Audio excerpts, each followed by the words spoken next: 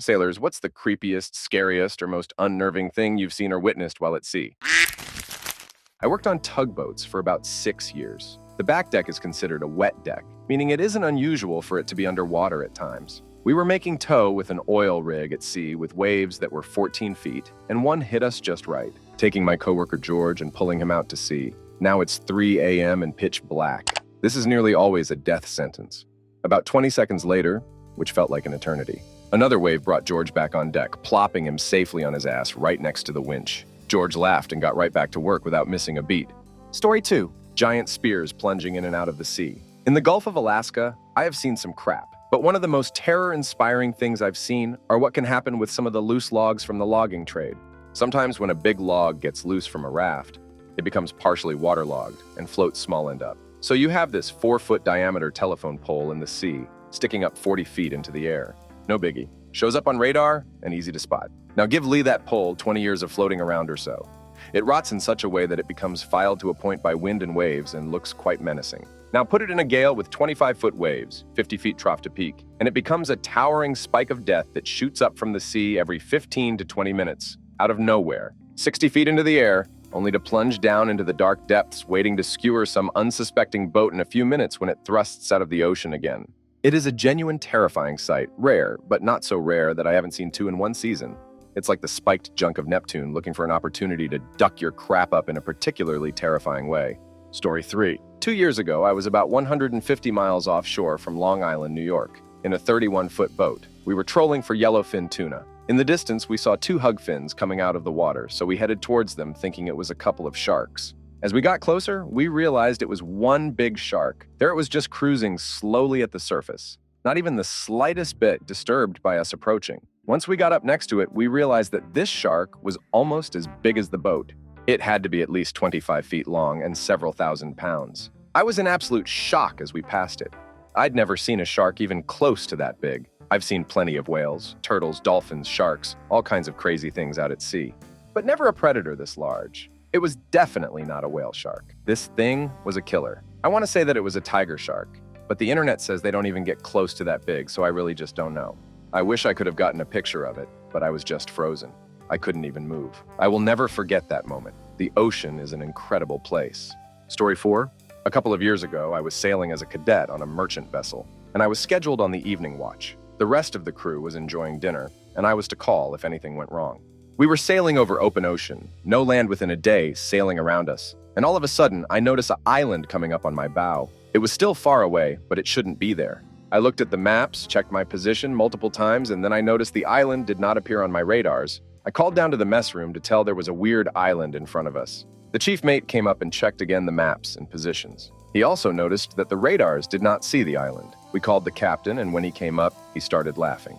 He was an old sailor with over 40 years of experience under his belt. He explained us it was a fata morgana. The real island was more than a day sailing away in the direction we were heading at that moment. After that incident, he took over the watch, and I went down. It wasn't really creepy, but it was strange. Story 5. Not a sailor. However, this was at sea. My dad went boating with some friends down near Rocky Point in Mexico in the mid-19th. They went out late at night to drink. It was incredibly dark apart from the boat lights when suddenly a helicopter flew above their boat, and the local who took them out shut everything off immediately. The helicopter hovered over some water in the distance and dumped a few bodies into the water before flying off. When it was out of sight, the local turned everything back on and shrugged it off, saying, "They do that all the time. Never seen it so close up before."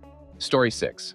A mate of mine I was working on a tuna boat with came across an aeroplane emergency life jacket floating in the water about 200 miles out at sea, east coast of New Zealand. Story 7. I did a double-handed overnight race last summer and had a 45-minute conversation with my grandfather while on watch. I was the only one on deck, and my grandfather had been dead for 3 years at that point.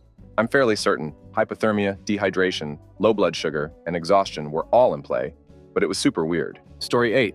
I was engineer and first mate on a converted in the fish trade. We operated in the Gulf of Alaska, Prince William Sound, and Bristol Bay fisheries as a tender, taking salmon and herring from smaller boats and villages in for processing on land. We had a regular spool windlass on the back, and for some reason, the company thought this made us equipped to tow a 220-foot barge from Whittier up through the Aleutian Islands at False Pass and around to Bristol Bay and back each year. The Gulf of Alaska can be a cruel place sometimes, and at 4 knots max speed, we got caught in a doozy. We tried sheltering behind an island. Can't remember, we were working our way up the Aleutian Peninsula, but even so, we're unable to hold against the wind and got pulled out. The little windlass on the back deck was getting pulled off and ripping a hole in the engine room in the process. Eventually, in 25-foot seas, we let go the barge and just tracked it and followed it on radar, figuring we'd recover it when things calmed down in a few days. In the horrific days that followed, during which I must have vomited twice my body weight, we nearly got rolled once and took on about 10,000 gallons of water in one of our compartments. So, good times. On the last really bad night, I was on watch in the wheelhouse while the captain slept.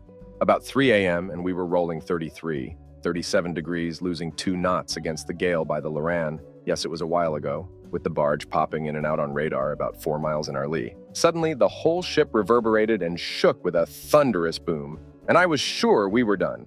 We'd obviously hit something hard. I woke the captain and the deckhand, our entire crew. 15 minutes later, still no sign of flooding in any compartments or other alarms. But I noticed the Loran lost signal, and I wasn't having any luck on the SSB trying to call in for a possible rescue. Yeah, right. The deck lights wouldn't come on, and we had a couple of popped breakers in the nav lights. After a while, it became obvious we weren't sinking, so we went about our watches, just keeping an eye on things. At first light, I roped off and went on deck to see WTF, and then I saw what had happened. The World War II surplus LCM-80, Vietnam-era LCM-8, sorry, I misremembered that, had a deck house at bulwark level and a pilot house and stateroom built above that. So the roof of the pilot house was a good 25 feet above the water. Mounted to the steel of the pilot house was a 4-inch steel pipe that went up a few feet to a 3-inch steel crossmember, forming a large T on which our radio and navigation antennas, as well as our mast lights, were mounted. It was gone. The whole thing. Bent over at 90 degrees and broken off. Also gone were the life rafts, which were also mounted on the roof structure. The massive 4-inch steel mast had been bent over and torn off. It wasn't like it was corroded and just broke. There was obviously massive force involved, and even the reinforced steel plate of the mast step on the cabin roof was distorted. It took us about a week, but eventually the seas abated, and we were able to bring the barge in under tow to the shelter of the peninsula once again. We made the next 1,000 miles without much except flat seas and beautiful vistas. Such is the life of the mariner. When we eventually got into Dillingham, everyone was quite surprised as we had been declared lost at sea, and the Coast Guard had already given up the search days before. Both our life rafts had been found empty with their EPIRBs deployed, and we were all assumed dead. I still have no idea what monstrous thing must have reached out of the sea and broken off that mast. But whatever it was, inches away from taking out the wheelhouse where I was blindly staring out into the rain-tortured darkness on that night. Crap still haunts me. Story 9. I'm not a sailor, but my family owns a boat, and I frequently go out on fishing trips in the sea with my dad. It's usually more us talking about life, with him doing most of the fishing. Well, on one trip, we were out about, I think, 10 miles from the beach. My dad was telling me about how he got into and won a bar fight, and I was just silently listening when a weird whistling, howling sound sort of surrounded us. I can't really describe it. It was like a cross between a whale and the sound of someone blowing air over an open bottle. My dad looked pretty calm, but I could tell he was freaked out too. It went on for about another minute, slowly becoming stronger until it just abruptly ended with a screech from somewhere in the water. We never talk about it, and I still wonder what was making that sound. Story 10. Not a sailor, but a Marine on a ship. We were cruising through the Pacific when we received an SOS from a boat. From what I heard, he was trying to cross the ocean by himself. Took a few days to find him. I remember watching off the side of the ship. The sails were imprinted with the Chinese flag. A small team was sent to board the small sailboat. But when they arrived, no one was on board. We searched for a body for the following days, but found nothing. Still, don't know what happened to him. Story 11. I was pulling a small sailboat mast from the bottom of a lake during a storm. Waves had turtled the boat. So I was about 10 feet down and pulling the mast up, and the weight of it pushed me down, so I was basically standing at the bottom of the lake and could see the waves up top. It was an overall weird, frightening, stimulating experience. And then something big swam past me and brushed my leg. Must have been at least 3 feet long. I eventually got the boat turned back over and the mast on board, and we got towed in. As we hit land, I laid down on the beach and decided I wasn't going to go in the water for a couple days. Story 12. Worked the shrimp boats in the Gulf back in the 17th, 100 miles off the coast of Louisiana, and the sea got dead calm. I mean, dead calm. Not a ripple or a swell. The sea was so calm that vibrations from the engine idling would make little ripples in the water. The surface of the sea looked like a huge, never-ending mirror extending out in all directions. The visual memory I have of seeing that perfectly flat sea in the moonlight is deeply etched in my memory, and I can see it today in my mind, just as real as if it was happening now. I could talk about 25-foot seas in the middle of a hurricane, or a half-dozen water spouts dancing around us during a summer squall, or sargassum seaweed as far as the eye could see so thick around the boat that you could walk on it, or flying fish all taking flight at the same time like a flock of birds skimming across the water. But none of that stuff had the impact on me like the dead calm of the sea 100 miles offshore. Story 13. When I was about 19 years old, my mom's boyfriend at the time decided to take us out on his boat one afternoon so that we could lounge around and swim in the ocean far from the shore. We were super excited because the water was turquoise, completely see-through and the perfect temperature that day. So we found what seemed to be the perfect location, dropped the anchor, and had a snack. Before long, we were completely surrounded by hundreds of giant milky white jellyfish. There were so many that we couldn't see clear water anywhere around us. Their bells were easily 5 feet in diameter, if not more. We did not swim that day. Story 14. One of my coworkers fled to the United States from Vietnam in a small boat as a young child. She was one of the boat people. We were complaining about little crap when she explained why she almost never got upset. She was only 7 when this happened. She and her sister, father, mother, and grandfather were in a small fishing boat in the middle of the ocean. They had been out of food for several days. She and her sister managed to catch an albatross on the boat. Her father said it was bad luck to kill one and released it. She said as she watched it fly away, she knew then that she and her family were going to starve to death. She hated her father at that point too. The next day they were picked up by a trawler and taken to California. She still wears an albatross necklace for good luck. Story 15. Jumped into the ocean in the middle of the Pacific. No gear, no lifeline. Instantly felt so small. The swells were massive and powerful, and I suddenly got this overwhelming sense that literally anything could be just beneath my feet. Would jump again. Story 16. On deployment in the Persian Gulf, I was part of the VBSS team on my ship. VBSS stands for Visit, Board, Search, and Seizure. We basically boarded small craft and looked for substances and weapons being transported from Iran to other nations in that area. Well, more than often we would be called away to go board a vessel, and when you're on a smaller craft for boarding as opposed to a large warship, you're able to notice the things floating around in the water. The thing that I learned quickly about the Persian Gulf is that there are a lot of dead bodies floating around in it. When you think about why there are bodies in there, it makes sense though. It's a relatively smaller body of water, almost entirely landlocked by a region constantly in turmoil. From what was explained to me, it's mostly Iran and its coastal navy just bushwhacking people out there that they think are aiding the enemy, but they end up usually being poor fishermen trying to provide for their families.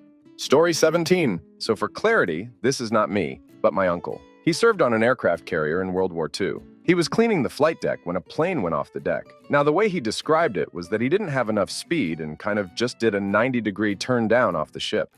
The carrier ran him over, and they spent hours looking for him, but to find nothing as if nothing happened. That haunted him for years of just the thought of that guy getting run over by the ship.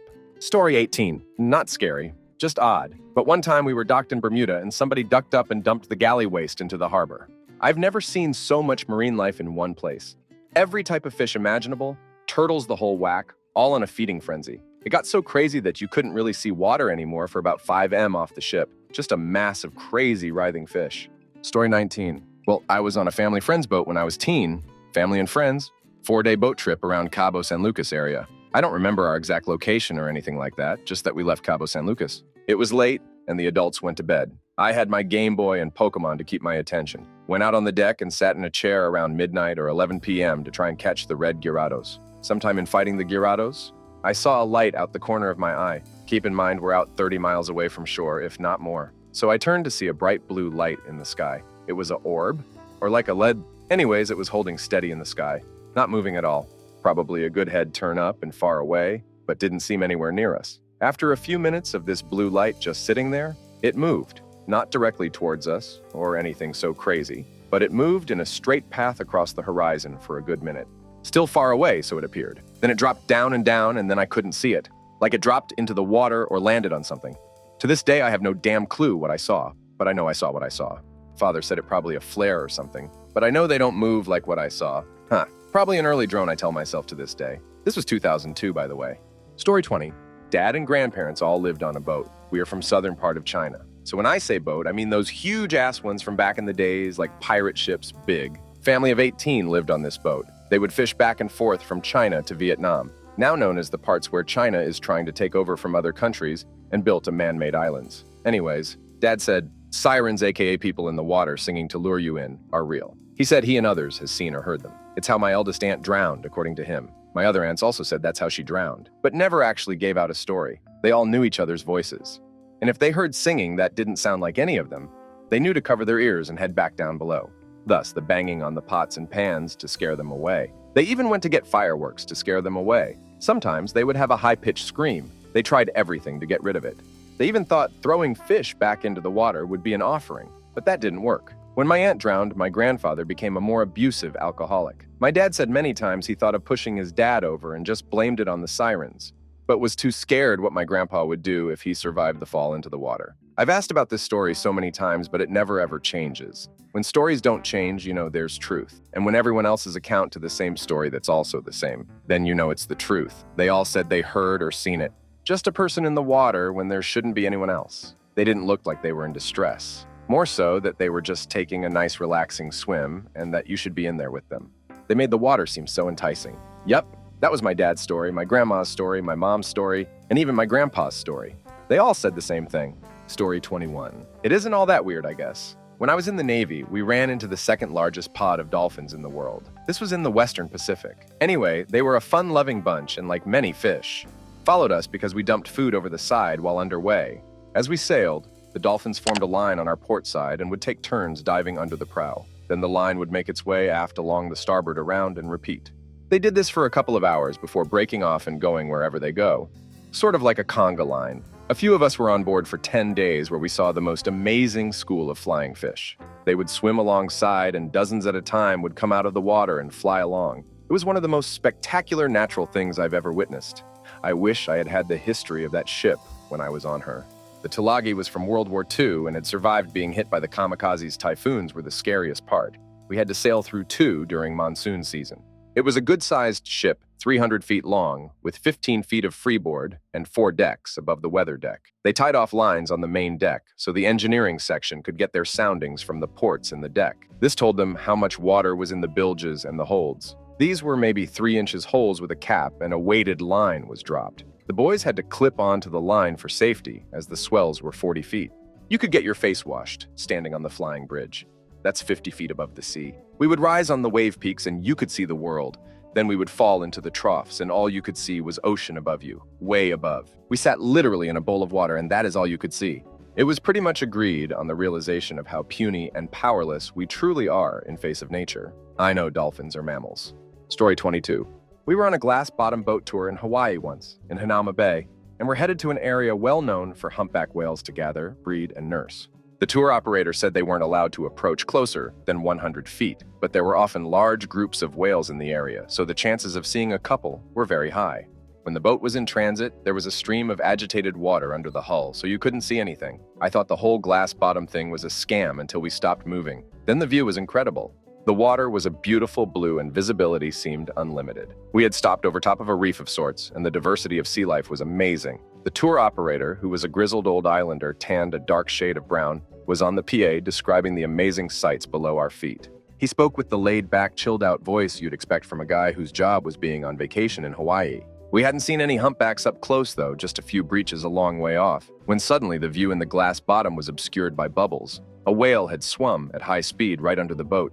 Then another, and another, and another. A conveyor belt of whales. They started rubbing up against and bumping into the boat. I don't know how big or long the boat was. Maybe 75 feet, held about 100 people. But the impacts were enough to make us slide around on the plastic benches. Everyone was looking down through the glass bottom. But I glanced up for a second, and we were surrounded, on all sides, by whales, 8 or 10 deep. At first, the tour operator was gushing with excitement, saying this had never happened to him in 30 years. How lucky we were, how amazing it was. He said the whales were 60 feet long and could weigh 40 tons. They were so graceful for their size, all covered in barnacles. It was great fun. The whales seemed quite playful. Then the bumping intensified to the point where all the passengers were sliding on the plastic benches, crashing into one another, and a few fell onto the floor. People were screaming, and children were crying. Obvious fear started creeping into the tour operator's voice, and that fear percolated down to the tourists. Eventually, he stopped talking, and we all just resigned ourselves to our fate. You realize at that moment how small and helpless you are, and how big and wild Mother Nature is. It went on and on for about 20 minutes, so long it wasn't even fun anymore. The whales seemed to be terrorizing us. Then, as suddenly as they had appeared, they disappeared. Literally 1 second, we were engulfed in a maelstrom, and the next second, we were alone on the ocean. The boat captain started the engines, and we headed back to the shore. Everyone sat in stunned silence. Husbands consoled wives, women comforted children. Not even the tour operator spoke for the 30-minute journey back to shore. As we approached the dock, he came back on the PA with his sales pitch about recommending him to others, but his voice was still pretty shaky. I thought it probably takes a lot to rattle that guy. We were probably in more danger than we knew. Story 23. So I was on the port side of the ship on the O2 deck when all of a sudden I see this big glowing object in the water. It must have been around 10 feet in diameter. I actually thought it might have been a big jellyfish at first, but the surface didn't appear to be gelatinous, but rather smooth and solid. As we got closer to it, I still couldn't make out what it was. It was literally just a glowing circular disc about 5 feet below the surface of the water. Now this was midday, broad daylight, in the middle of the high seas. Still, don't know what the heck it was. Story 24. Not a sailor, and it wasn't really scary, just awesome. But I was standing at the bow of a friend's boat, west of Catalina a few miles, moving at a pretty good clip. I was looking straight down into the water as the hull cut the waves and watching tuna and other pretty large fish moving out of the way, swimming alongside. Suddenly, I was looking down at this huge fish I didn't recognize, maybe 8 feet long and a couple feet thick. I was about to call out to my buddy when it banked starboard, and I could see that the thing was maybe 3 times higher, as tall as it was long. I couldn't even see the bottom of the thing. It was massive. Story 25. On a Navy ship, we were out on patrol and took a massive lightning bolt to the aft mast at the same time as the wind picked up significantly. We started listing quite heavily, and the thunder made it sound like we hit something.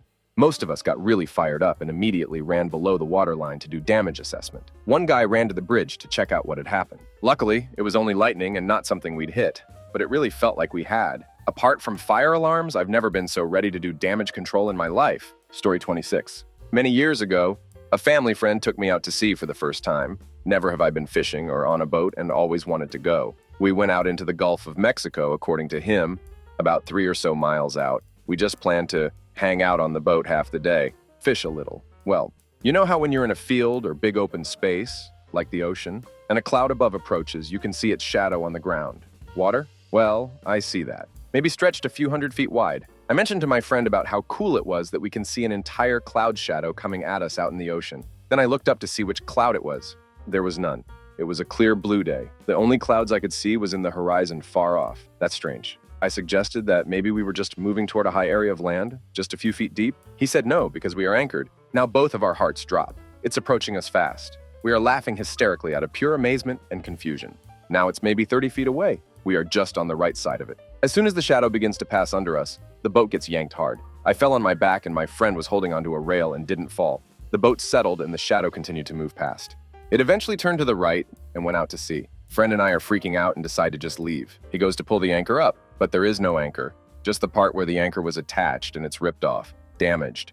Whatever that thing was clipped the chain and ripped it off without slowing down at all. That's why the boat yanked. Again, it was huge. If I had to compare it to something, I would say maybe a tad bigger than a football field. As for shape, eggs. It was oval, so the front end was sort of rounded but more pointed than the back. Imagine the shadow of a giant egg with the top facing you. We still have no leads on what kind of animal is that big and can just bump into an anchor and rip it off like it was made of butter. Story 27. It was the first time I'd ever seen this. Out of Koken, Ontario. I don't remember the name of the lake. It was flooded on purpose. Not sure why. Maybe to create a lake? Maybe to dam power? Doesn't matter, I was fishing with a guide. The air was still, the water crystal clear. I looked down, and we were literally floating over an entire forest at the top of the pine trees. All you could see was thousands of 75-foot pine tree trunks standing side by side as they were when they were alive before the water flooded that valley. You could not see the bottom. Story 28. I was embarked on a big amphibious vessel last year and was gazing out at the water from the elevator hole in the hangar bay. Usually all you see is endless waves. But suddenly I saw a big fin break the water maybe 10 feet from the ship, heading aft. We were going at a reasonable clip, so whatever shark it was a big boy and also strong enough to swim against the wash. Story 29. During one of my sea deployments, I was on deck, meaning I was responsible for the overall security of the vessel, where it was going, what it was doing, and we had literally just exited the Turkish Straits and appeared in the Black Sea. We were there to conduct a presence operation, which is to stick our tongues out at the Russian warships and say, hey, these are international waters and we're allowed to do this, and we know it pisses you off, but here we are. It's like sitting in the back seat with your brother or sister and saying, I won't hurt you, I won't hurt you. Anyway, it's nighttime and pitch black. All of a sudden, we notice that a ship on our radar has suddenly picked up a huge amount of speed and has changed course to head straight for us at full speed. The speed is about 35 knots, which is close to our max speed. Based on our intelligence, the visual images we're getting in the dark, just running lights of different colors, the electronic signature of the ship, we realize that yes, it is definitely a Russian warship. So we pick up speed as well. I order the engineers to fire another engine and say, screw it, we're going to the main barracks, basically preparing the ship for battle. I knew there was no way Russia would start a war over this, but I didn't want to take any chances. All this happened in maybe 2 minutes. Anyway, they also adjusted course to intercept us, still going 35 miles per hour. We communicate with them on the bridge, politely asking, "So what the hell, buddy?" To which they don't respond. Anyway, in the last damn second, they quickly do a 180 and start heading in the opposite direction. This started our chicken fighting game with Russia for the next 2 weeks, during which this exact same scenario was repeated several times. It was stupid, because we actually have international rules to avoid situations like this with Russia, but I guess they chose to ignore them. Story 30. In the Bay of Biscay, at least 50 nautical miles from land, and not on any main coastal routes, I found a derelict, very expensive inflatable boat with outboards on. The inflatable boat had hit something as one of the sponsons was deflated, but it was fully afloat. I was part of a boarding team, so got on board. There was no one on it, but there was food supplies, 3 backpacks with stuff in it, and a working VHF radio. Kill cord was out. No maydays or even pans had been issued in that area recently. We couldn't salvage it, just reported it and continued on. Why those 3 guys, men, were out there. Smuggling for sure, but what and for who? What caused their accident? What decisions did they make? And what happened to them? And mostly, what happened to the families who have people missing really stuck with me. I felt so close to the last moments of people, but in reality, I could do very little. Weird feeling. Bonus story. I saw a damn huge green meteor that split into 3 pieces and smashed into the sea on an early morning watch in the Indian Ocean, hundreds of miles from land.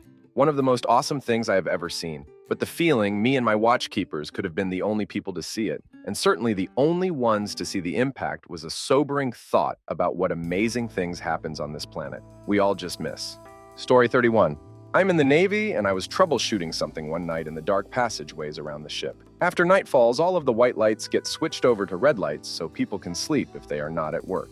So as I was going around the corner, a mysterious figure was just standing there in the dark red lights. So I screamed and took a defensive figure against them. When I shined my light on it, I saw it was just a spine board, the ones you use for transporting patients that have big foam things for the head and neck. So I continued troubleshooting, and after a while, I come back around this corner and I scream again.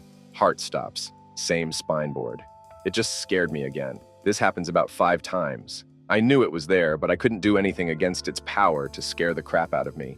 Story 32. Was on a car carrier south of Madagascar, headed to Maputo in Mozambique. The weather came in quick all the way to a force 11. Nothing unusual there, but at about 3 a.m. LT, we hit a rogue wave. The entire ship fell into an almighty trough. Have you ever felt a 40,000 tons of steel falling and then stopping violently? Never heard anything like it. The noise of the ship, steel warping. The only damage we found the next day was a crack up the focused stairwell.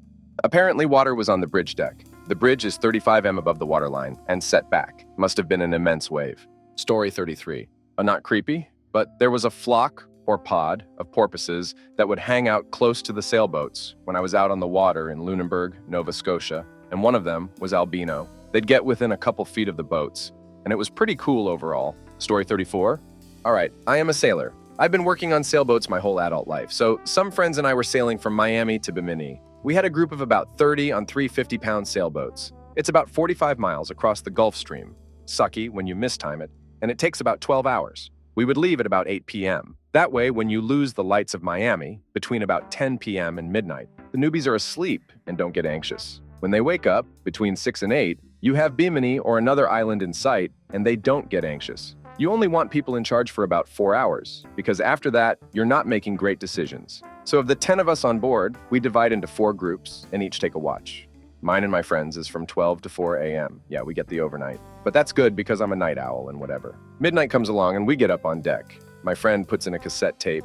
90 minutes of music, baby. It's the 80 AS. We play the tape, we flip it, we play the tape. We're having a great time. Singing and all that. He gets another 90-minute tape. We enjoy this amazing evening. It's just lovely. Flip it, play that. He gets another one. We play that and decide that while it's 3:45, we will flip it and keep going.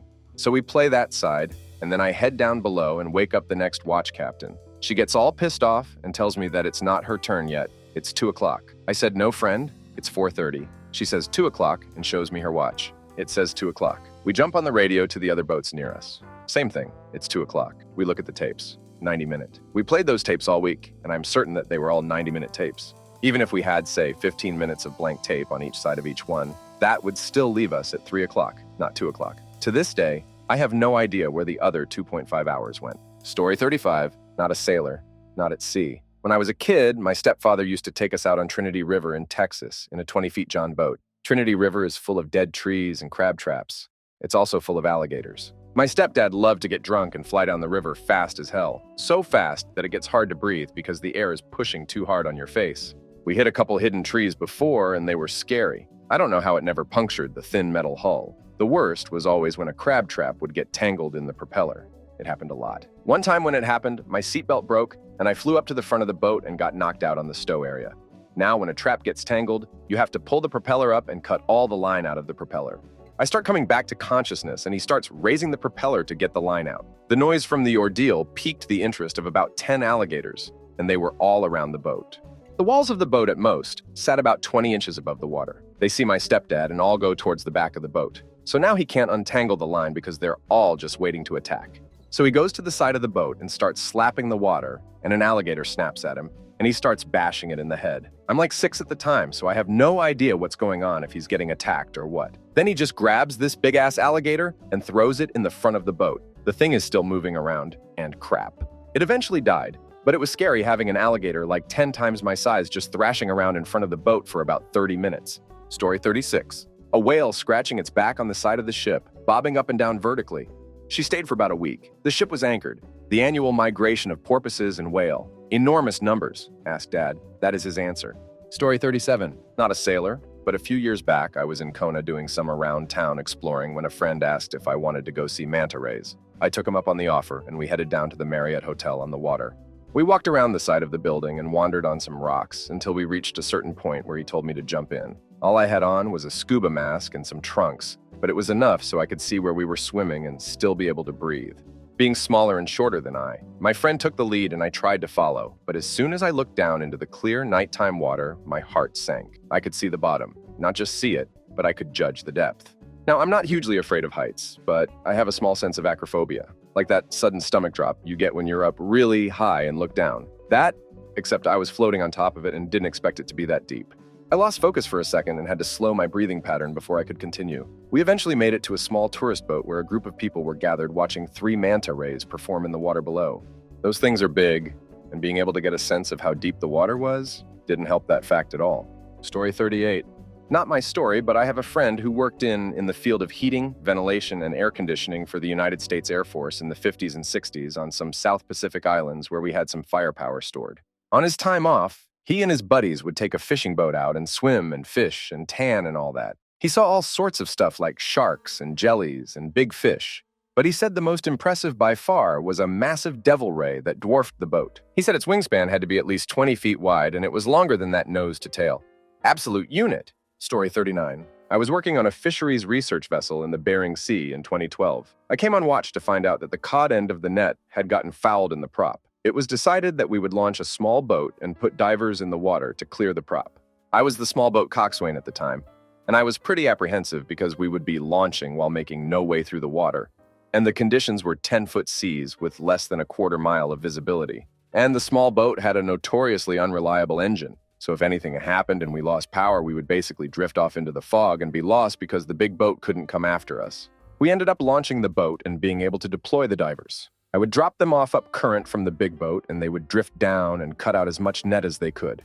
Then I would pick them up down current. Rinse and repeat. During this, both divers got tangled in the net but were able to cut themselves free. It probably took 5 or 6 passes for them to free the prop. Once the net was clear, we loaded all their gear back in the small boat and went back to get picked up. The big boat was still not making any way through the water and was beamed to the swell, which was causing a pretty large roll. As we were being retrieved from the water, the vessel took a big roll. We swung out and then swung back and slammed into the side of the ship, almost throwing everyone out of the boat. I somehow stayed in by hanging on to the lifting bridle and the steering wheel. The small boat popped its sponson and had a pretty good crack in the transom.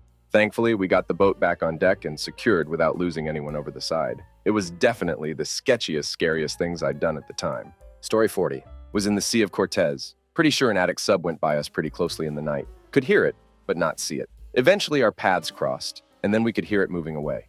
Same night, a little later, a storm rose up, and we had lightning all around us for as far as we could see. One cloud in particular had a continuing lightning storm for probably 2 hours straight. Have never seen anything like it.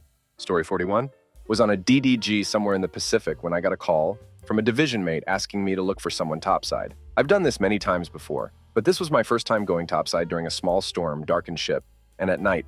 So I went out the normal hatch, and when I made it past the cover doors, I couldn't see anything. Literally, just black. That's when I started to get worried for the guy I was looking for, so I proceeded to go up a ladder towards the area. He was supposed to be screaming his name into the night while the wind drowned out everything but itself, the rain, and the waves. After about 10 minutes of blind stumbling and wall hugging, basically paved my way by memory, I decide he's not there, and I go back inside soaking wet and kind of shook. When I went down to tell the guy that I couldn't find him, all the guys in the corner I was in just looked at me with gaping mouths and snapped their necks towards the one who asked me to do this and shouted, "Why the heck didn't you tell him to put on a life jacket and a chem light?" Then one of the guys walked up to me and whispered, "Real talk. I've always wanted to do that, so how was it?" I responded with, "Definitely one of the scariest moments in my life, because one good slip and I either fall and duck my crap up or I go overboard and no one would have known." They tell me to never speak of what I just did again. And when I leave, I see the guy I was looking for wearing a life jacket and a chem light around his neck, and he says, "Did you go outside? I can't believe he didn't tell you." Then proceeds to go into the space I was just in, most likely to yell at the guy. I felt super bad too, because he forgot how new I was to being at sea, and he was just worried. Story 42. The scariest is always finding unmarked, half-sunk boats. You have to check them to make sure there are no people or bodies and report them. Every time I pull up on one, though, the hair stands up on my body as I am hoping there are no bodies. So far, so good, but every time it unsettles me. Story 43.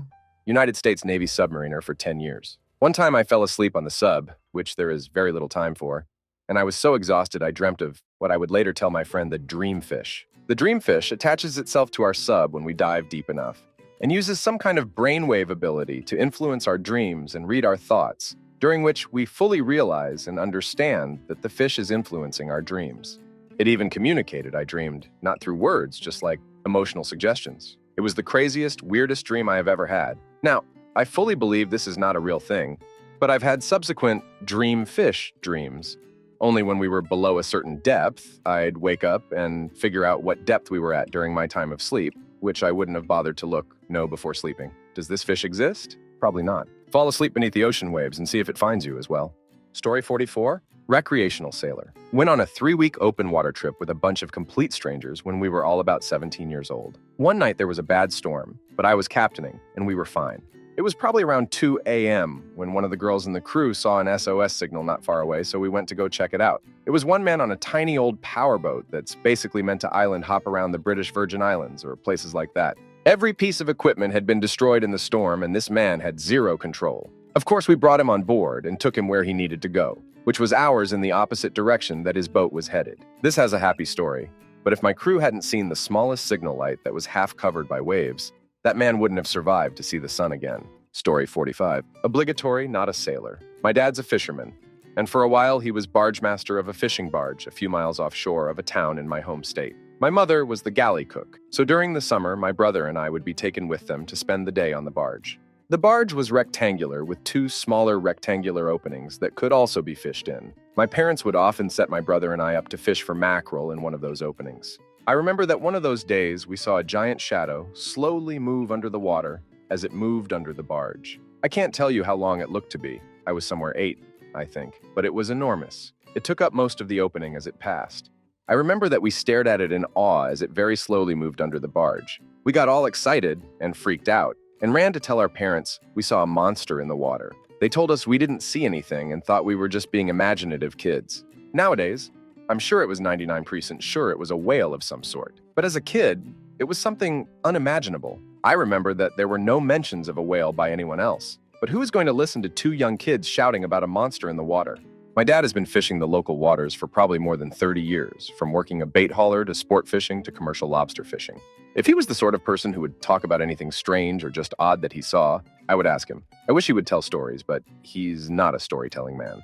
Story 46. Mine was just weird. It's midnight and I'm aft lookout, back of the ship lookout, and I'm actually in the helicopter control tower because, well, I was just tired of standing in the back. Quay crapbag noises. I was joined with my friend who was deep into Candy Crush. Conversation dies down. I look out back and I just see this brilliant blue light light up the sky. It looked surreal, like it fell from the heavens. It just lit up everything and fell what looked like from the sky to over the horizon. Imagine looking into a baby blue light bulb. That's what it was like. There seemed to be an aura following it, but maybe that was just light. I called it into the bridge as an aerial contact, and of course they showed nothing on their end. Friend was too ass-deep in Candy Crush to notice. Story 47. I was on the Enterprise, CVN 65, and we sailed around South Africa toward Australia deep in the Southern Ocean. It was June, and we went through a large winter storm that was rolling us all over and making the ship creak. We had all the water tights closed, including the hangar bay. The curtain doors for the elevators have smaller people-sized doors in them. Snuck up to see the storm firsthand. Go through the inner door, close it, and open the outer door in time to see a crazy big wave peaking as it is about to crash over the flight deck. Closed and dogged the door just as it hit. I could feel the impact in my bones. Story 48. Pacific Ocean, complete cloud cover and no waves, so the sky completely blended in with the sea. 4 hours of lookout watch had me hearing my name called and struggling with some dissociation. The only way to get it to stop was think aloud and talk to myself, which freaked out the people inside the bridge. The weirdest night of my life. This was at night, so everything was utterly black. The hairs on the back of my neck were perpetually up. Story 49. Well, so, up here in Minnesota, many of us have lake homes. Every summer, this couple moors their modest houseboat off our shore to watch the 4th of July fireworks. The night before it is dead calm. I mean, no wind. Water is like glass, and it's hot as hell at 1 a.m. I wake up to hear this moaning sound. Nudge my wife, and she hears it too. We throw on a robe and walk outside. Sure enough, the houseboat couple is going at it, and his wife is audibly very appreciative. Sound was traveling so well across the lake that both my neighbors came out too. When they finished, we gave them a healthy round of applause. The guy pops his head out and even gave us a wave. Best part was they were easily in their 50 years old and still going strong.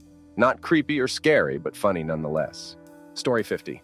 I was stationed in Cuba for a bit. Two tales come to mind. Not creepy, but definitely awe-inspiring. I was snorkeling in the reefs, looking for conch shells and sand dollars. On one of my ways down, I noticed a large school of fish swimming towards me. I panicked, thinking they were being chased by something bigger. They ended up surrounding me and kind of swimming around me like a tornado for a bit before disappearing. Nothing was chasing them. It was really cool seeing all of those fish around me. Second event, when jellyfish are young, they don't have tentacles or anything and looks like clear globs of jelly during the day.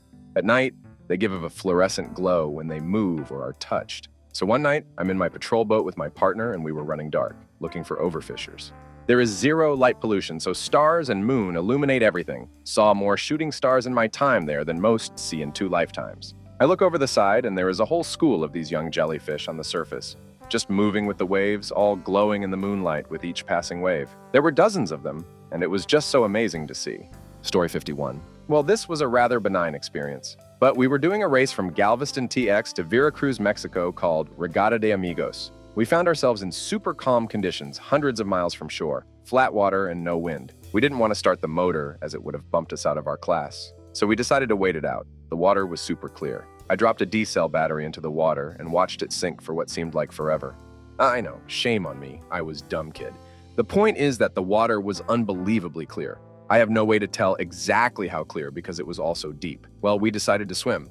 I jumped in and swam a small ways, formed the boat with my goggles on. I then turned and looked back at the boat, and it looked like I was looking at it through air. That was cool, but then I noticed a bunch of fish swimming around the underside of the boat. Cool, but where did they come from? The freaky part came when I looked down into the abyss. I can describe this very well, but the thing about being in really clear yet really deep water is that when you have nothing to see, it feels like you can't actually see very far at all. It is like you are in a tiny bubble. I had a sinking feeling that something could just swim up out of nowhere and take me down. It was very creepy, and I had to nope out and get back into the boat. Story 52.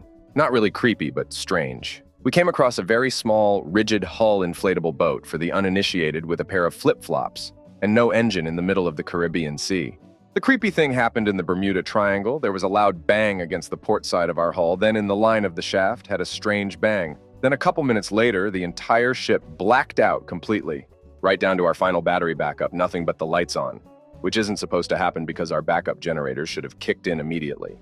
We flashed everything back up, and when we investigated, there was no damage and no indicators to what caused any of it. A few hours later, one of our saltwater cooling lines to our engines sprung a moderate leak.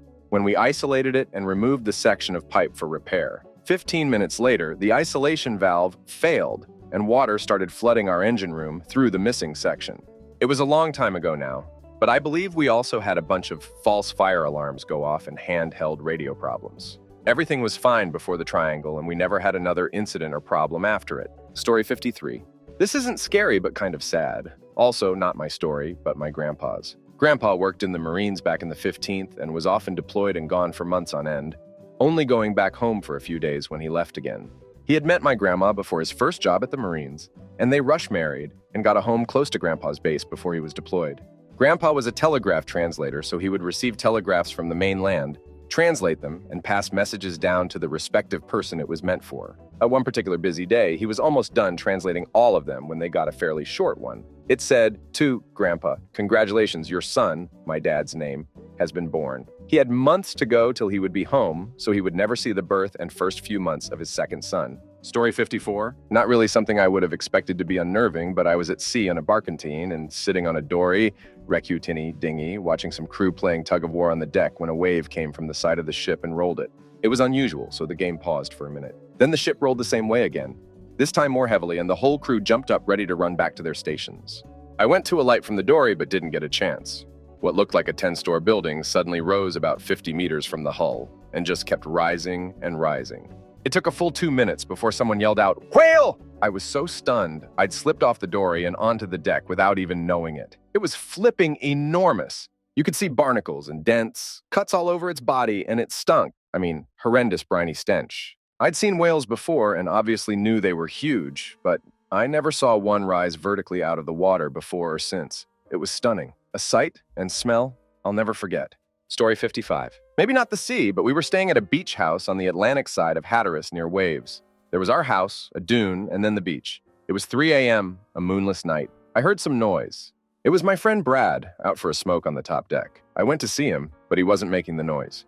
He got up because his room faced the dune, and there was a sound like a bunch of people building a shed. But with no moon and no lights, beyond the dune was pitch black. We couldn't see anything, even thought we were a good 20 pounds higher than the dune. We just heard gently crashing waves and the sound of drills, banging, and large objects moving around, but no lights or voices. It really sounded like you'd expect 30 people to be building an entire house. We debated going down there with flashlights to see what WTF was going on. But then we wondered if what was happening was legal, as in substances runners, or possibly military doing exercises. But damn, they were damn noisy for 3 a.m. We went back to bed and decided to check it out at dawn. Dawn came, we went down to the beach, and nothing. No structure, no footprints, no evidence of anything that happened only a few hours before. Another time, we saw 3 waterspouts during a huge storm. They never made land, but you could only see them when lightning flashed, like gigantic smoky columns arching through the sky. Scary as duck. Story 56. Scariest for me was getting violently awoken by a deafening bang and a huge roll. I was a submariner in the United States Navy. I was asleep and woke up instantly after hearing a loud noise. The boat took a huge roll in one direction and an even bigger roll the other direction. Then the boat started going down. I thought, this was it. My life is ending shortly. I grabbed my poppy suit and started to run aft to the propulsion train. I passed crew's mess and crap was everywhere. A few folks were holding their heads. I went and looked for any flooding. Luckily, we just had a collision with a Norwegian gas tanker, and the protocol is to go deep after a collision. I was a nuke and didn't know those procedures. No major injuries, but we had to pull into Italy for repairs that took a month. Story 57. Okay, so not my story, but my father's. My dad used to do this boat race that would go from the mainland of Australia to a little island. Anyway, halfway over the ocean, my father goes over into the water. He has no hope because he thought that no one else was on the deck at the time, but he's just out there floating on the water, not sure if he way going to die or if he would survive. He was out there for what felt like forever. He started to lose energy and started going under. He had no hope as he was just sinking. He just kept on sinking, not feeling like he was losing breath. But right as he hit the seabed, he woke up on the deck coughing up water. The rest of the crew said that he went over, but most of the crew was there to see him go over, so they saved him, and all was fine. My dad just can't make sense why his body would make that scene up. Maybe it did happen. We will never now. Story 58. Used to sail a laser with a sailing school. A laser is a boat about 2 meters, and you are no more than 20 centimeters above the water. On a slightly rainy day with waves going about half a meter high, I got separated from the rest of the class and was pretty far away from them, and I saw a bunch of dolphins in the distance. I tried to get a little closer to them, but it looked like I had lost them. Suddenly, 4 fins pop out of the water, and I could almost touch them. I was so close to them and so close to the water that for a couple of minutes, I was frozen in fear. I could only think of their teeth and how they ate meat. The fact that I was alone and the weather was ominous didn't help at all. Eventually, they went away and I rejoined the class.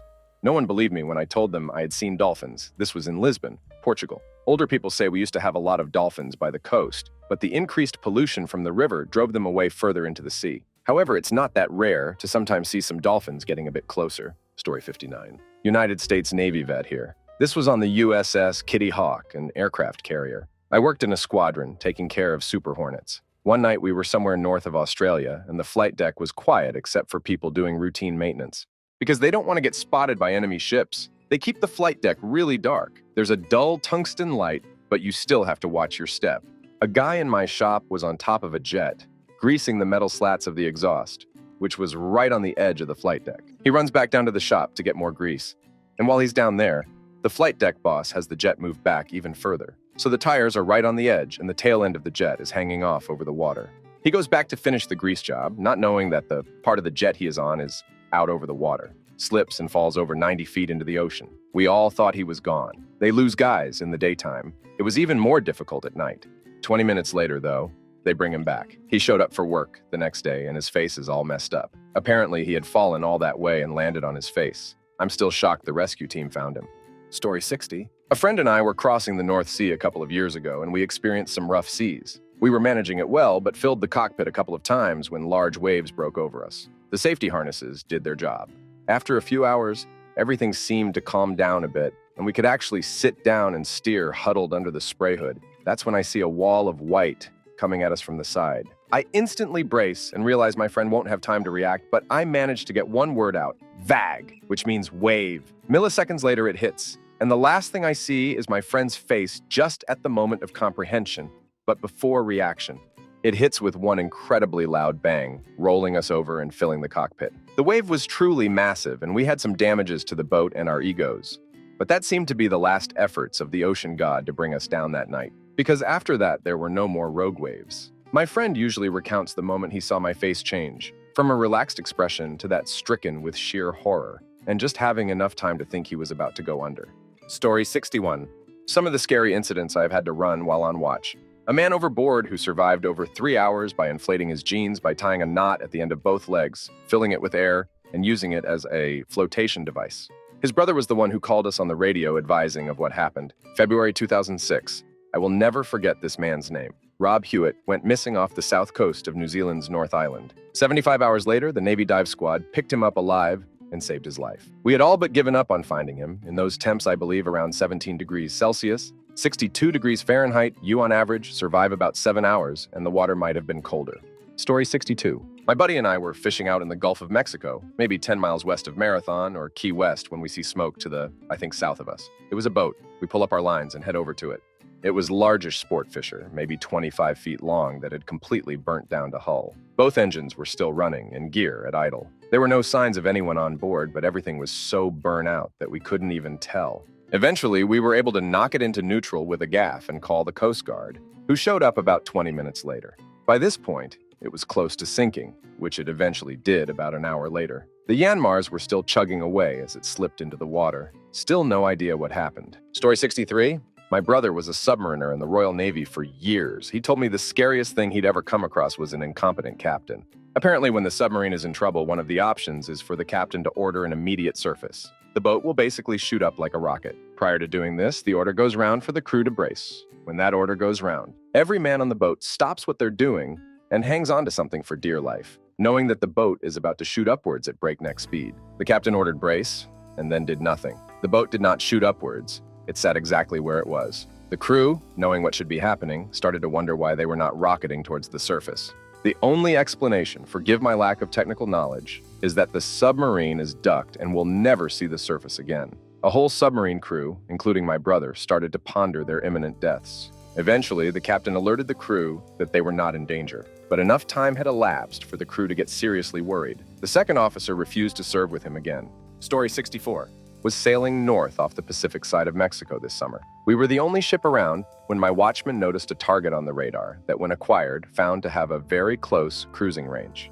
Neither of us could see any other navigation lights beyond our own, so I had him turn on the searchlights to see if it was a small boat or what, and to show that our own ship was there and to give us some room. We couldn't see anyone, but the target made a broad alteration to increase the cruising range a touch more. As the target was coming down the starboard side, I turned off the searchlights and went on the bridge deck to try and see or even hear any engines, but nothing. I don't know if it was just scanty radar information or what, but it definitely creeped me out. Story 65, not that scary, but very creepy. This one time we were sailing in the middle of the Atlantic Ocean about 4 or 5 days out from reaching the U.S. East Coast, and during midday, one of our deckhands called out a floating object not too far from our position. We approached the said object only to find out it was an overturned lifeboat, small craft of some kind. It was white, so probably a civilian one. No signs of life or anything. The most eerie part was the sea was very calm and clear, almost mirror-like. The wind was stale, and it's as if that boat was frozen in time. Our captain decided it was just another lifeboat lost at sea during a routine voyage and we need to get on our way. It kind of lingered on my mind the whole afternoon, thinking, what if there were people on board that boat? We didn't hear anything or any reports about some missing boat, so probably the captain was right. But still, it was really one of the creepiest things I've encountered in my career. Story 66. My grandpa used to tell us kids' stories all the time before he passed. He used to work on boats when he was younger, late teens. I'm not entirely sure what he did on said boats, but since he was younger, he mostly just did git work, which means he just cleaned stuff and kept everything in order while the older men did the real work. One time it was just him and another man on the boat that day, and my grandfather didn't know this guy too well. The man was always quiet and just did his thing without a word. My grandfather managed to spark a conversation with him, and the man told my grandfather about how depressed he was. He then mentioned that he had a gun on him. He was going to take his life away on the boat that day. While my grandfather was present, Grandpa managed to calm this man down, took his gun, and talked it out with this guy. In the end, the man was okay. My grandfather said it was the most terrifying thing he had ever had to do, as he was nervous. This guy was going to find a way to take his life away. Story 67. Family trip in the 18th on our 27-pound sailboat, sailing from one island to the next, using a borrowed autotiller to keep us on course. Night falls, and still no sign of the island. We attempt radio triangulation, but 2 of them go offline for the night. I fall asleep wondering if we will run into the island. Wake up to my mom screaming at us to get our life jackets on and stay below. She is screaming at my dad that we're all going to die, and we can hear the roar of waves on the rocks, and we are out of fuel. Several minutes of waiting to get cast upon the rocks later, a heavy squall hits us. We were hearing its approach from miles away. Next morning, we wake up on the wrong side of the island, with 0 wind. We ask the only boat in sight for fuel, and he sells my dad a gallon for like $20. Parents opted to extend our vacation for a few days before we faced the return across to the mainland. Story 68. I was parasailing a couple miles off the coast of Aruba. Out of nowhere, what I suspected to be a coral reef started to move and swim alongside the boat that was pulling me. I was hundreds of feet up and trying to yell down to my family to look at it. But before I could get their attention, the animal circled under the boat and swam off to sea almost 3 faster than the boat was moving. I believe it to be a prehistoric-sized turtle. This thing must have been at minimum 10 feet in length, but possibly even larger. After this, I backed out of the snorkeling component of the trip. Story 69. I was on a Navy ship in the North Arabian Gulf and in the engineering department almost right after the 11th of September. We had to work approximately 18 hours a day, 7 days a week, 12 hours watch and 6 hours of work. Being down in the engine room for so long, I'd often read policies. Reading the one for flooding in the main engine room at that time, the policy was basically to close and lock the hatches. When we'd get pinged by the silent killers, submarines, again, this was just after the 11th of September and in the NAG, and it would whistle through the engine room. I would often imagine the engine room wall cracking open and our immediate death. Freaked me out every time. Story 70? Not creepy, but freaked out my dad. He was in the Navy during World War II. He was around 20 years old, so pretty young and inexperienced, maybe 8 months at sea. There was one guy on board everyone was afraid of, even the officers. He had a screw loose and a really scary demeanor, really strong and mean. Because of this, he got away with a lot of stuff. At the last port, this guy smuggled on a dog. When they were out at sea, this dog got loose and jumped over the side with the boat going full speed. The mean guy jumped over after the dog. Everyone knew this guy couldn't swim. My dad, in a moment of poor judgment, jumped overboard to help him. When he turned to look, the boat a minute later was already a mile away and was in the process of slowing so it could turn. The water was freezing and they were in it for 14 minutes, but they all survived. After that, this guy didn't say a word but looked out for my dad. Story 71. Not a sailor, but I actually traveled for a bit with a singing gospel team, and we would go from church to church all across the American South. One day we are in a really small church, and this old guy comes up to my friend and I and just says, "I was in the Navy a long time, worked in a submarine," and after listening a bit, he seemed comfortable to tell two young lads something secret. I was really trusted the captain, commander, I can't remember what terms he used, and we had orders to be near Antarctica during the Cold War. We were very deep under some ice, and he let me look in the periscope. Few people got to, and what I saw. I can't tell you what I saw beneath the ice, but it changes everything. Everything you know about this world is a lie, boy. And before I could ask, he just walked away. Maybe he was pulling my leg, but it was definitely some quality terror to hand out, like Halloween candy. Story 72. I used to be on the crew of a tall ship, and granted this wasn't at sea, but one night on a long sail south, we anchored at a tiny little island off the coast. There were a few farms on the island, a bar, a little shop, real tiny. The crew went to the bar for the night, but I was too young to go in, so I decided to have my own adventure on the island with another underage topman. It was the middle of the night, but the moon was really bright. We hiked to the other side of the island, probably less than a mile, and on that dark beach we came across dozens of sea lion carcasses. They were all over the beach and the hills, in varied states of decay. It was lucky we happened to be there at night, because during the day those corpses are swarming with wasps. Story 73. Non-sailor Redditor here, but if it helps, I remember a post from years ago that sticks in my mind even now. It seems a guy was sailing in a small boat on the ocean one day in very high seas. He was handling it well, but he was surrounded by high seas, way higher than his mast. Apparently, as he struggled with some task or other on the deck, something caught his eye in one of the waves, a long shadow of some kind that blotted out the sunlight that was partially filtering through the wall. It was a whale. He was looking up through the wave at a whale that was suspended in the wave far above his head. That stuck with me. Imagine how stunning and eerie that would feel. That and the sailor who said they were in high seas where, thanks to the high peaks and low troughs, they could look down at seagulls flying lower than the boat was riding. Story 74. The most unnerving thing that I have ever seen at sea was the United States Navy throwing tons upon tons of trash, electronics, oil, and duck, knows whatever else all, so that they could get more money from the government by having spent their annual funds. The captain told people to start dumping, and I was all, what? Being a little pissant Air Force duck on the boat? Heh. My gripes were quickly squashed, and I was told to dump. Instead, I took the lure and refused to do it. My actual command was appalled, threw out the paperwork, and routed it up through the Navy's IG equivalent, who simply said, sometimes things need to be done for the mission. Story 75. We were at our home harbor during the winter when we woke up to sirens outside. Some guy had tried to take his own life by jumping into the ice-cold water close to our ship, but halfway through, he decided to bail and climb up a beacon out in the middle of the harbor. No one noticed him until it was too late, and the police found him frozen to death attached to the beacon. The scary part about it was that he was naked, and they never found his clothes. Until by accident, we found a pair of shoes and neatly folded clothes in a very remote and hard-to-get-to area of the ship, and it only later became apparent for one of our crew members that it probably was his clothes. Now we always double-check all doors and areas before going to sleep. Story 76. Maybe not the most exciting story here, but the most unnerving thing I saw was how much trash and junk was thrown straight into the ocean. The moment we are 50 miles out, all the trash gets thrown overboard in plastic bags. You're instructed to cut holes in the bag so it sinks. Then there's night ops. Sometimes you're instructed to get rid of things that you aren't allowed to throw overboard.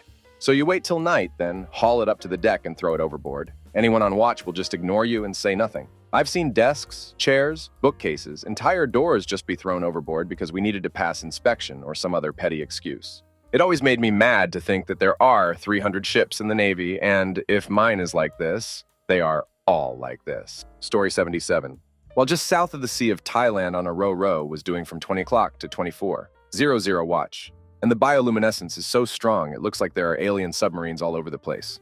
It especially gets creepy when there are random patches about 5 miles out that are just glowing as duck. Another time, while on a tanker sailing up the Mexican west coast to Cali, there was a very visibly slow-moving star moving across the sky. Mate on watch convinced me it was an alien, but I was certain it was the ISS. Story 78. So we are in the middle of the ocean, and my co decides to pull an intense and complex drill in the middle of the night. Totally cool because we were expecting one. It's a tiny bit stressful, but nothing a normal sailor can't handle. All of a sudden, one of my work enter shipmates starts wigging. He is shaking and nodding and making crazy noises, and he kept talking to voices not there. He revealed that he had mental health issues he hid from the Navy. I am shocked he didn't get in any trouble. Although the United States Navy has a huge problem with Navy recruiters telling recruits not to tell the truth about that kind of thing when the time comes. Story 79. Not really creepy per se. I was fishing boat out of Destiny, Florida. We were leaving dock heading out to the Gulf just before dawn. I kept seeing these orange blobs in the wake. The further we went, the more we saw. They were everywhere. Then we started seeing sea turtles.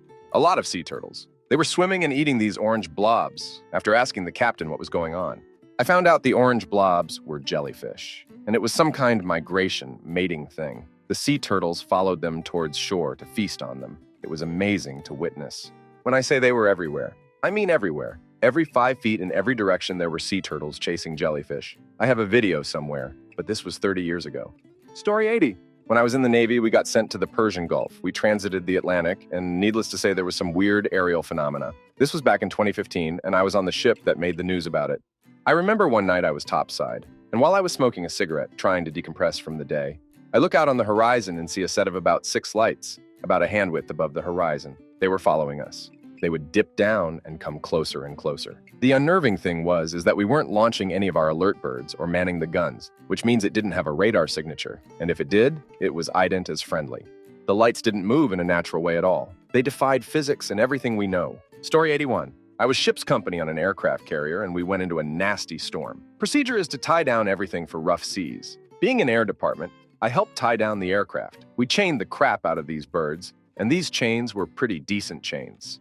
We lost a helicopter in that storm. There wasn't room for it in the hangar bays, so it was tied down on deck. They shared the recording of it going from the CSAT TV of the flight deck the next day with everyone. We hit a massive wave head-on. Like I've seen sky skers smaller than this wave. When the water cleared, the bird was gone. I still think about that storm. An aircraft carrier is the size of a small town, and this wave dwarfed it completely. I couldn't imagine being on anything smaller.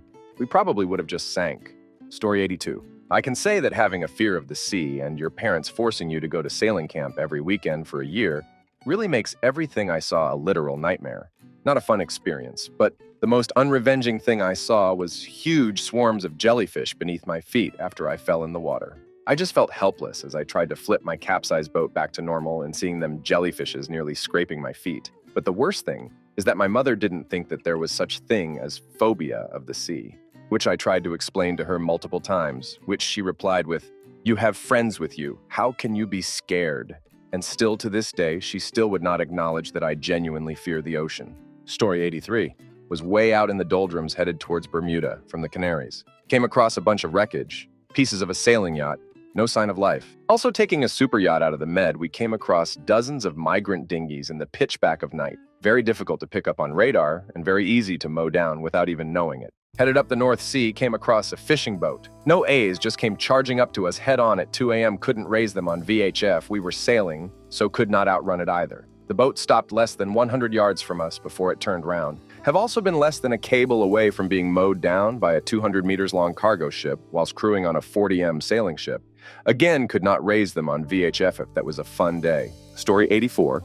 I'm not a sailor, but I was swimming off the coast of Kauai. I would say that I was snorkeling, but I kept having troubles with my pipe, so I just had a pair of goggles on. Anyway, a fish bit me. There was a ton of really pretty fish around, and I was feeding them bread. Don't worry, it was legal where I was. It's really crazy how quickly they'll swarm you for bread. One poor fish mistook the inside of my thumb for a breadcrumb and bit me. I never thought that fish could bite as hard as that one did. It's like being bit by a bird. I swam back to shore and held a paper towel to the wound. Never underestimate the nom power of a fish. Story 85. Not my story, but my half-uncle's.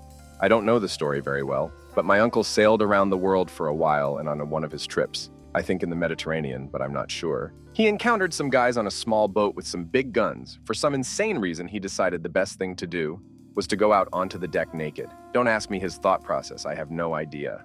But apparently it worked because they just left him alone after that, but I imagine that was very scary for him. I asked my dad about it, and apparently he was in the Caribbean, was wearing Crocs, and had a flare gun. Story 86. Scariest? Stupid damn people. I was deployed on USA Abraham Lincoln, had been for 8 goddamn months, and was hanging out in the smoke pit to cope with the waste, when suddenly someone turns to me and asked with a straight face, "Hey, are we in the Atlantic or the Pacific?" We were in the Indian Ocean. This guy had been a sailor for years. He was responsible for some pretty vital crap to keep our birds from falling out of the sky. Think about that for a moment. Right now, some poor miserable git on the front lines is maintaining equipment vital to national security, and he might just be a complete idiot. Story 87. My dad and I go fishing every year on my birthday, and we have since I was 3. One year, when I was 13 years old, we were out in the Sound, and it started storming. The weather got worse, but we were too far from the ramp to get through the storm, so we took cover under a bridge until the storm passed. We were under the bridge for about 10 minutes when the water spouts started. There must have been 20 spouts we could see from where we tied off. We were safe under the bridge, and the storm only lasted about an hour, but it was something both cool and a little scary at the same time. Story 88. 1. A huge bale of substances floating by. 2. A partially submerged whale. I thought it was a rock that didn't appear on the chart, but right after that, we came to our senses, and there is no way you can be prepared for seeing in real life the size of an average whale. 3. I was sitting out on deck on my midnight watch, and all of a sudden our boat lit up. I sort of panicked, thinking this might be a container ship mowing us down, but when I actually looked, it was the full moon. Story 89. I was on radar watch when we were sailing to Bermuda about 11 years ago. As we were passing through the Triangle, I realized after about 4 hours that we'd barely moved at all with our speed maxed out. Went back to my rack thinking it was really damn strange, but the bridge didn't seem too concerned. The next day I woke up and we'd made it through NP. Mentioned it to one of my shipmates, and he said it's quite common for the ship to stay in one location if the wind and waves are strong enough. Felt kind of silly after that. Story 90. What I suspect was pirates trying an approach on our tanker in the Malacca Strait while underway to Singapore. I spotted 2 small targets on the radar making an approach from each sides behind us in a V formation with strange angles. When I told the watchman to light them up with a winged spotlight, they turned away. Good thing there was not much waves that day, else they would have been easy to miss. Story 91. Not a sailor, but I did go on a day-long deep sea fishing excursion, and I witnessed a seasick kid try to throw up into a Coke can instead of just walking 3 feet to the side of the boat. It was truly disgusting. The can wasn't cut open or anything either. He tried to puke into the little hole you drink from. Story 92. The noises the David makes when you're being lowered in a lifeboat. People passed away all the time in lifeboat drills. Every little creak and groan, you crap yourself. Story 93. My uncle Laszlo, absolute favorite relative, hence username, was USA Navy during World War II in the Pacific. Said one day on watch they saw a whale breach in the distance with what looked like a parachute tangled on its tail and something still attached. Was it a downed pilot, a cargo box, or an old fishing net with a shark or a porpoise tangled in it? They couldn't tell, but it still unnerved them. And without positive ID, no search was called because no planes were reported missing in the area. Story 94. I did the Newport to Bermuda race a few years ago. It was the middle of the night, and I'm sitting on the foredeck. It's super dark out, and the stars were incredible. Suddenly, I see 3 bright green streaks shooting through the water directly toward me, like fluorescent torpedoes beneath the water heading straight into the side of our hull. It was 3 dolphins kicking up bioluminescence in the water as they swam. They followed us for 20 minutes. I couldn't see them, just their bright green trails as they ducked and weaved alongside us. Incredible sight I will never forget. Story 95. Storm in rough water. Standing in the pilot house heading straight into a wave. Watching water completely envelop and cover the ship like in a movie. Then not seeing natural light for about 3 to 5 seconds, just water, and finally popping out and realizing you haven't taken a breath in a while. Letting out a small laugh and smile, then realizing that you are about to do it again and again. Story 96. A couple of years ago, there was a 2 speedboat collision in the port. We were docking when we got the message. It happened at night.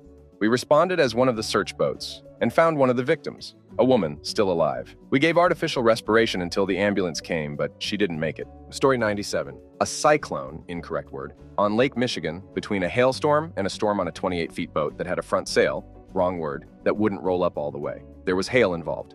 My dad described the water surface as looking like riveted steel when it was hailing. Nightmare. We saw 100 miles per hour winds that day for sure. Story 98. This happened 4 years ago. I was on a merchant vessel and we were crossing the North Atlantic Ocean. No other ship can be seen around the horizon, just water and skies. One afternoon, we were passing the area which is considered as within the Bermuda Triangle when suddenly our engine stopped working. It was strange because the engineers keep it well maintained all the time. What's even more strange was when I saw that the total distance that our ship has made was 666 nautical miles.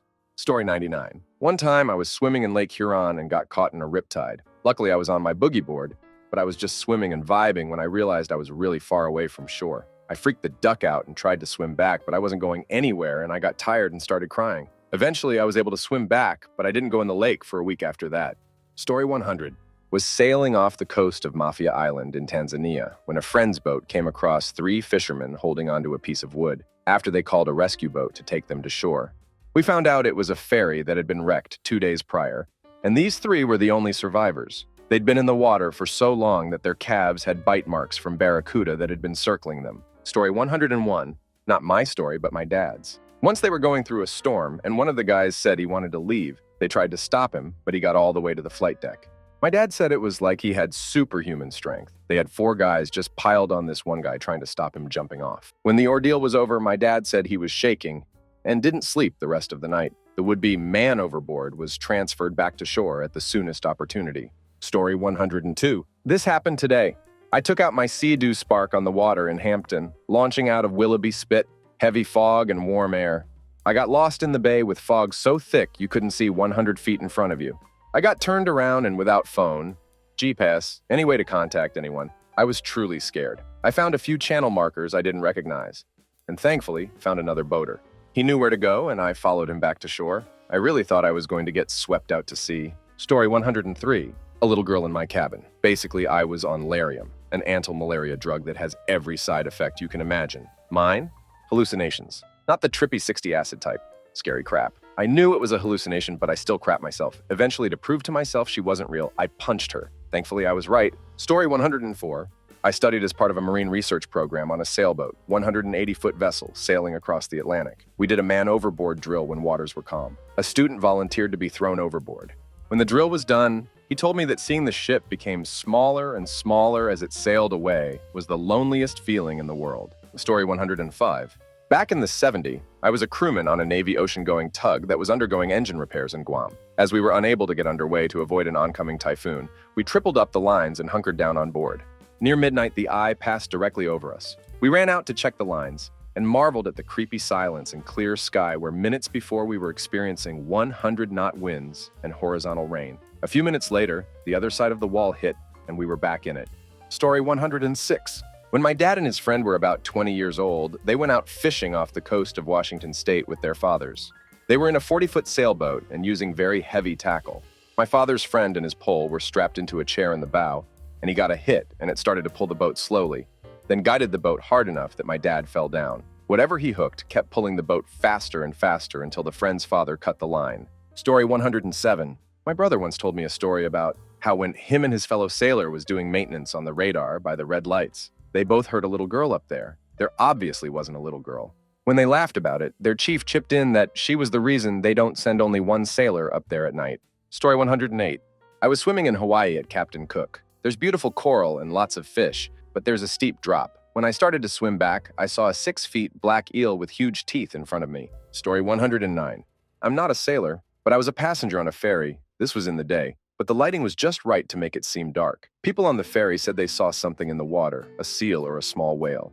After 5 minutes after they saw that, the ferry rocked. There was a dark shape in the water, a large one. It broke the surface, revealing a black back, and then went into the water and it never came back. Story 110. Being in a submarine and having a dream that I was in my rack and everything was slowly crushing in, it was quiet except for the slow creaking of metal.